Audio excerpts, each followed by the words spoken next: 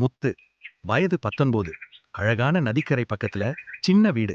அம்மா அப்பா தம்பி தங்கச்சியோட வாழ்க்கை நிம்மதியா போயிட்டு இருந்துச்சு. ஒரு நாள் ரொம்ப மழை. நைட்டு வெள்ளம் அதிகமாயிடுச்சு. முத்து தம்பி தங்கச்சிய தூக்கிட்டு உயரமான இடத்துக்கு போனான். அப்பா அம்மா தன் உடைமைகளை எடுக்க போகும்போது வெள்ளத்துல அடிச்சிட்டு போயிட்டாங்க. பசங்க அம்மா அப்பாவை தொலைச்சிட்டு தனியா நின்னாங்க. ரொம்ப அழுதாங்க. இனி அங்க பொழைக்க முடியாதுன்னு முத்து தம்பி தங்கச்சி கூட சென்னை வந்தான். என்ன வேலை செய்யறதுன்னு தெரியாம கிடைச்ச வேலை செஞ்சு தம்பி தங்கச்சிங்க நல்லா படிக்க வச்சான். தங்கச்சிக்கு கல்யாணம் முடிச்ச கையோட தம்பிக்கும் கல்யாணம் செஞ்சு வச்சான். உழைச்சி உழைச்சு தன்னுடைய 35வது வயசுல முத்து கல்யாணம் பண்ண அவனுக்கு ஒரு பையன் ஒரு பொண்ணு. அவன் ஒய்ஃப் கொஞ்சம் வருஷத்திலேயே இறந்துட்டாங்க. மனம் உடைந்து போனான் முத்து. பசங்களுக்காக வாழ ஆரம்பித்தான். பொண்ண நல்ல இடத்துல கல்யாணம் பண்ணான். பையன் சாஃப்ட்வேர் இன்ஜினியர். லவ் மேரேஜ் பண்ணிட்டு ஃபாரின்ல செட்டில் ஆயிட்டான். முத்துவை கவனிக்க ஆள் இல்லை. தனிமையில் தவிச்சான்.